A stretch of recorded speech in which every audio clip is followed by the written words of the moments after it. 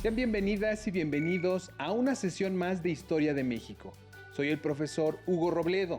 El día de hoy abordaremos el tema crecimiento económico durante el Porfiriato. Para desarrollarlo me acompaña la maestra María del Rosario Castillo Sánchez. Bienvenida. Muchas gracias. Espero que ustedes en su casa se encuentren bien de salud y que sigan practicando las medidas de higiene recomendadas por la autoridad sanitaria. Lavarse las manos constantemente con agua y jabón, por lo menos 20 segundos, si necesitan salir. Usar correctamente el cubrebocas, es decir, protegiendo nariz y boca, y mantener la sana distancia, o sea, alejarse de las demás personas mínimo 1,5 metros. Recuerden que al cuidarnos nosotros mismos, cuidamos a los demás. El propósito de esta sesión es analizar la llegada de las inversiones extranjeras como una de las causas del crecimiento económico durante el Porfiriato. Como recordarán, en la sesión pasada revisamos el triunfo militar del Plan de Tuxtepec que llevó al general Porfirio Díaz a la presidencia de la República.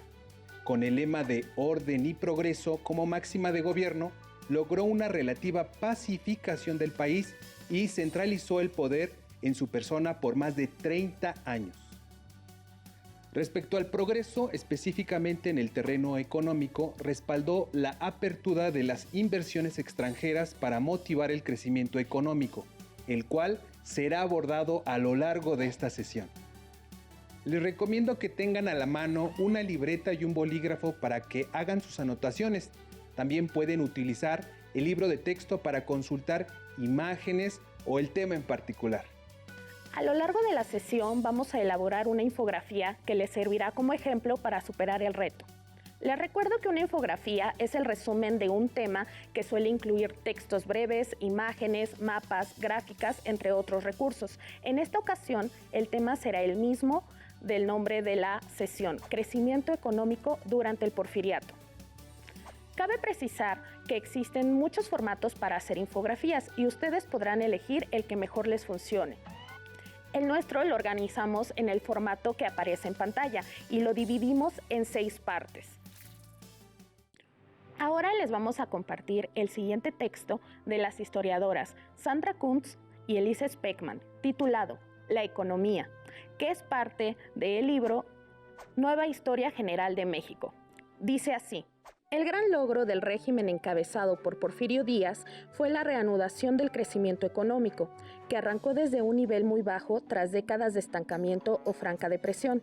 Fue además una conquista conscientemente buscada por la élite gobernante y que se pensaba alcanzar con la estabilidad política, al punto que las reelecciones del presidente se justificaban, entre otras razones, para que pudieran realizar el programa económico que nuestro Estado social demanda. La estabilidad, de hecho, hizo posible un amplio programa de reformas legales que atrajeron a los inversionistas extranjeros a desarrollar el potencial económico del país y crearon un ambiente de confianza que alentó también a los empresarios nacionales a invertir en actividades productivas. Desde finales de 1870, la estabilidad política, el nuevo marco legal y la mayor presencia estatal propiciaron cierta reactivación económica en los ámbitos tradicionales, como la minería, la producción fabril de textiles y tabaco, las artesanías y el comercio. Las cosas cambiaron a partir de la década de 1880. El factor decisivo para transformar la estructura y el mapa productivo de la economía fue la construcción de ferrocarriles, que arrancó en ese año y continuó hasta el final del Porfiriato. El Estado impulsó decididamente la expansión ferroviaria como parte medular de su proyecto económico, la cual fue financiada con recursos provenientes sobre todo de Estados Unidos y Gran Bretaña. Los ferrocarriles fueron el proyecto modernizador más importante del Porfiriato. Integraron materialmente a la nación, atravesaron la mayor parte de los estados, tocaron las principales ciudades y centros de comercio e impulsaron la ocupación y desarrollo del inmenso territorio norteño. La construcción de ferrocarriles marcó el inicio de la apertura a la inversión extranjera, alentada por la consolidación de las instituciones y posibilitada por la expansión internacional del mercado de capitales. La inversión extranjera constituía un requisito indispensable para el crecimiento dadas las condiciones de atraso y la escasez de ahorro interno en la economía mexicana. ¿Qué les pareció la lectura? ¿Identificaron algunas causas que permitieron la llegada del capital extranjero a México y del crecimiento económico? Las causas más importantes que provocaron la llegada de inversiones extranjeras a México fueron dos: la estabilidad política alcanzada por Porfirio Díaz durante la primera etapa de su largo gobierno y las reformas legales que resultaron muy atractivas para los inversionistas extranjeros, como las leyes aduanales, de comercio, de ferrocarriles, de tierras, entre otras.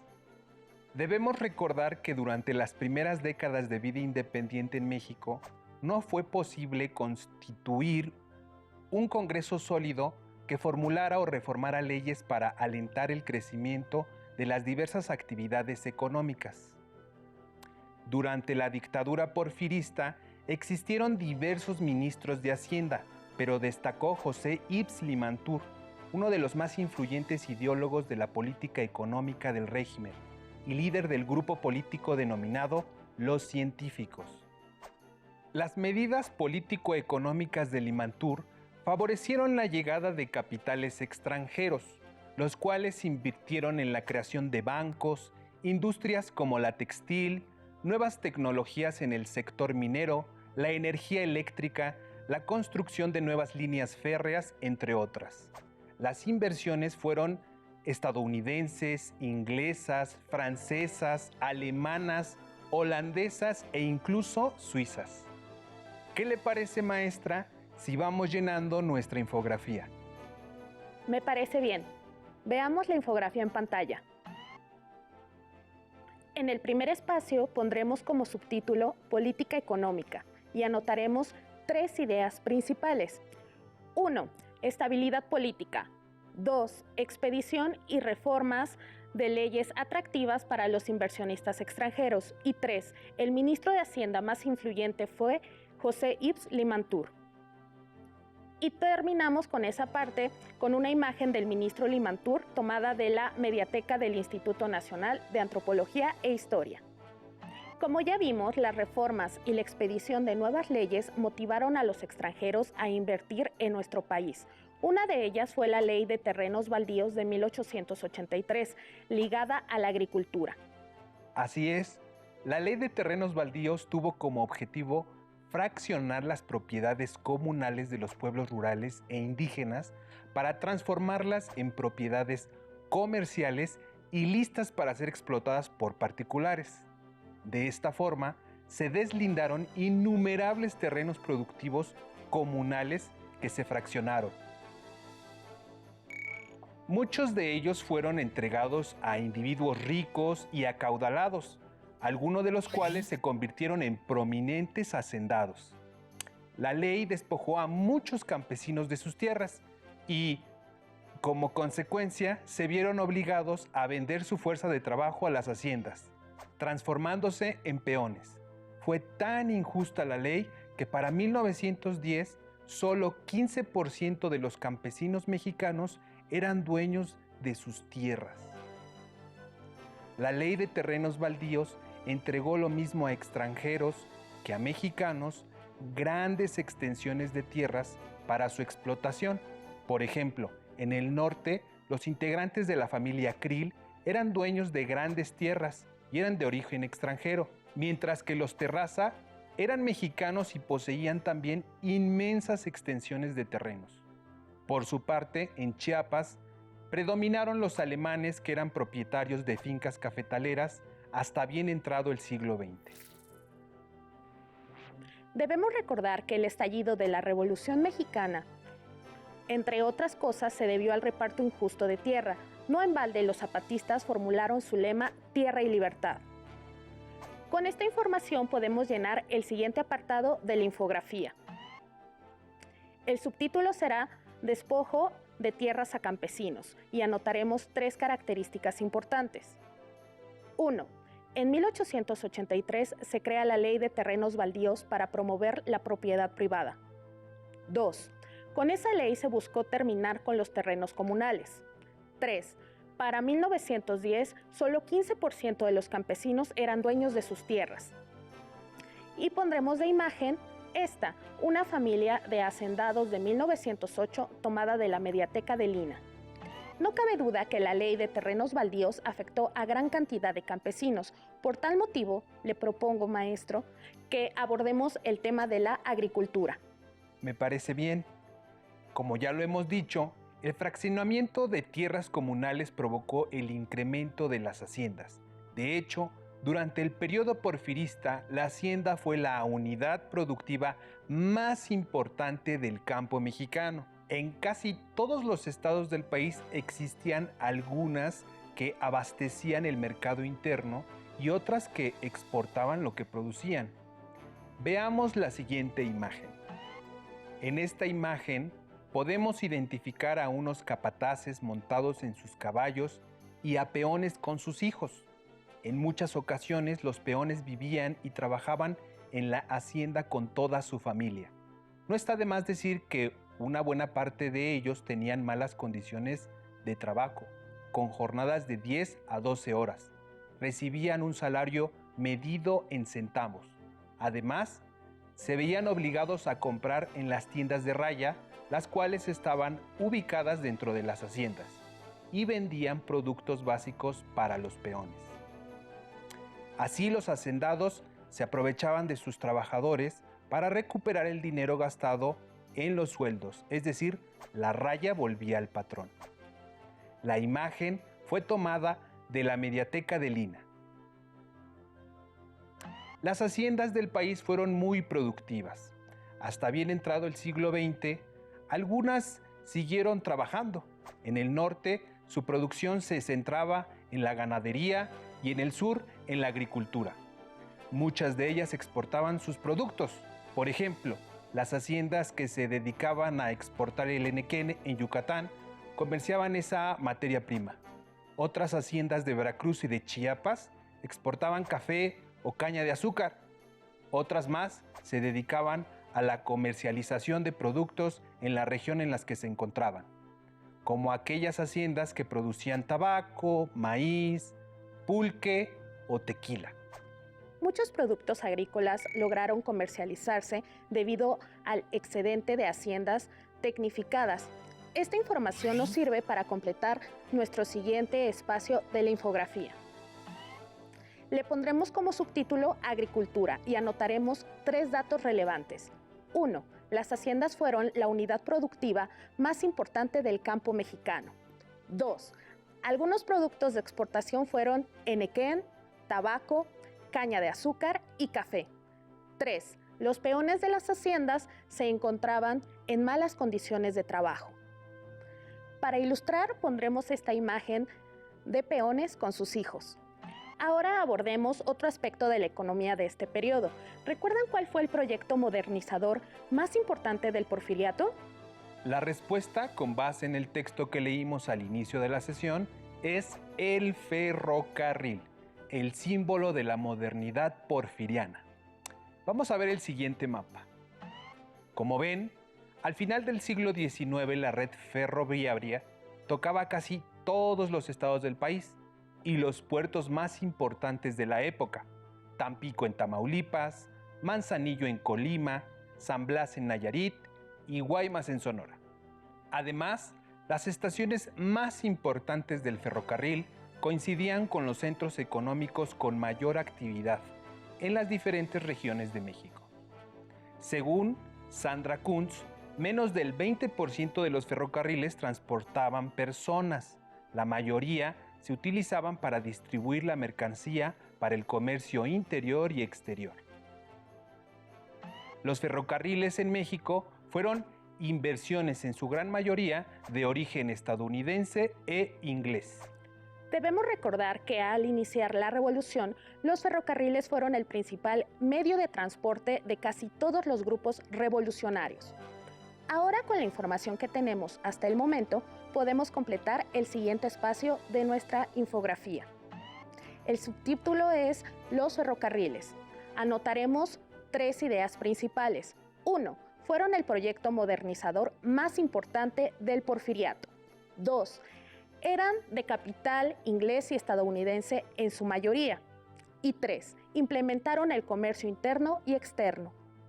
Ilustraremos esta parte de nuestra infografía con una imagen de un ferrocarril de la Mediateca de Lina. Ahora pasemos a otro aspecto de la economía porfiriana, las comunicaciones. Durante el porfiriato no solo el ferrocarril fue sinónimo de modernidad, los postes y el cableado del telégrafo, la luz eléctrica y el teléfono formaron parte del nuevo paisaje de las ciudades más importantes del país y fue motivo de admiración para los mexicanos. Claro que sí, maestra. Para mediados de 1850, México ya contaba con una red telegráfica bien establecida. Debemos recordar que los gobiernos de Benito Juárez y Sebastián Lerdo de Tejada utilizaron este medio de comunicación, que se caracterizaba por enviar mensajes de texto codificados.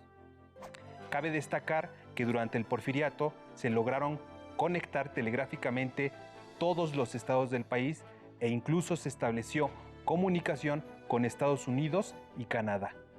Para 1879, México inició la producción de energía eléctrica. En un primer momento se utilizó para fines comerciales, porque abastecía a la industria, principalmente a la minera y la textil. Con el tiempo, el presidente Díaz estableció como pública la energía eléctrica e inauguró en la plancha del Zócalo de la Ciudad de México las primeras lámparas. No pasó mucho tiempo para que se instalaran en otras calles como en el Paseo de la Reforma y la Alameda Central. En 1878 se realizaron las primeras pruebas de llamadas telefónicas. A principios de 1880 se empezaron a instalar los postes y cables telefónicos. Para 1910 ya existían 12,000 teléfonos en todo el país. Más de la mitad estaba en la Ciudad de México. Como es evidente, Díaz concesionó a inversores extranjeros instalar redes telegráficas, telefónicas y de energía eléctrica en todo el país. Con la información que nos indicó el profesor, podemos completar el siguiente espacio de nuestra infografía. El siguiente subtítulo es El telégrafo, el teléfono y la energía eléctrica. Anotaremos 3 ideas clave. 1. Las redes telegráficas crecieron durante el Porfiriato. Número 2. En 1878 se realizan las primeras llamadas telefónicas en México. Y 3. México inició la producción eléctrica en 1879. Esta parte de la infografía la ilustraremos con esta foto de 1910, donde se pueden apreciar cables que conectaron a postes del centro mercantil frente a Palacio Nacional. Ahora vayamos a otro aspecto económico del periodo, la industria y la minería.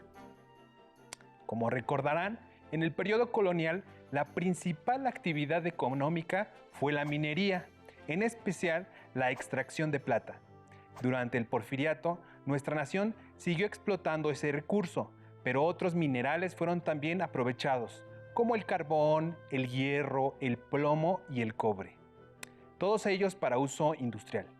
Lo innovador en este periodo es que algunas minas utilizaron energía eléctrica para ayudarse en la extracción de minerales. Los trabajadores de las minas, al igual que los campesinos, tenían malas condiciones de trabajo, con largas jornadas y salarios raquíticos, e incluso algunas minas tenían tiendas de raya. Por otra parte, la extracción del petróleo inició en nuestro país durante la dictadura porfirista y se entregaron concesiones a ingleses y estadounidenses. Con esta información podemos completar la última parte de nuestra infografía. Como subtítulo anotaremos industria y minería y 3 datos importantes. 1. Extraían minerales industriales como carbón, hierro, plomo y cobre. 2. La industria se modernizó y utilizó luz eléctrica. 3. Se inicia la explotación del petróleo. Esta parte la ilustraremos con una foto de mineros mexicanos de 1908, tomada de la Mediateca de Lina. Nuestra infografía completa queda de la siguiente manera. Ahora les invitamos a ver y escuchar el siguiente video sobre la huelga de Cananea, donde conoceremos las condiciones de trabajo de los mineros mexicanos en Sonora.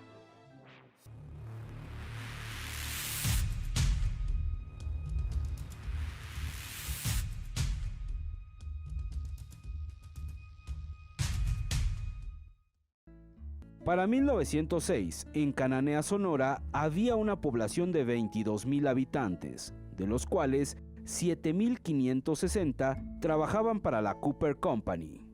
Las relaciones laborales en la Cananea Consolidated Cooper Company eran discriminatorias y de sobreexplotación. Los mineros mexicanos laboraban prolongadas jornadas de trabajo y bajo condiciones insalubres. Sufrían abusos en las tiendas de raya, ocupaban la mayoría de los puestos eventuales y recibían malos tratos de mayordomos y capataces, al mismo tiempo que los empleos de confianza y los mejores puestos los ocupaban extranjeros.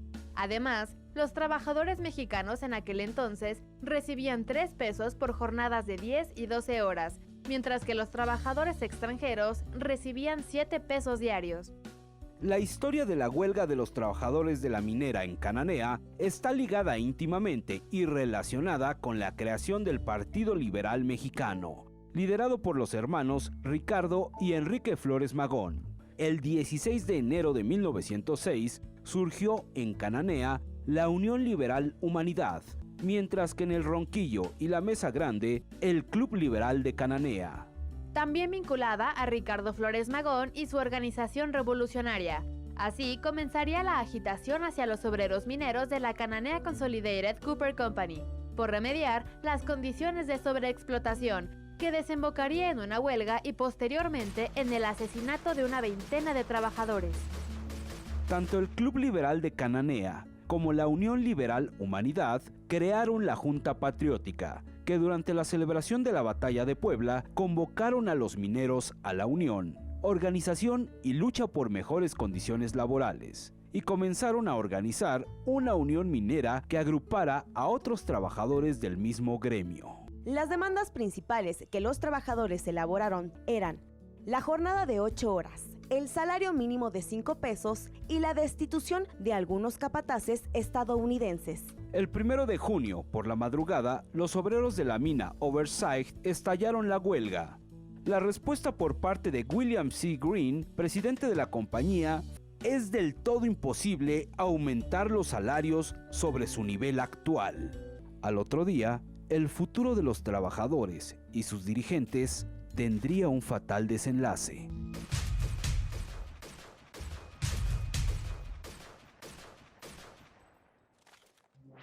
Como vimos en el video, a pesar de que llegaron inversiones extranjeras a nuestro país, las condiciones de trabajo de los mexicanos no fueron las más adecuadas.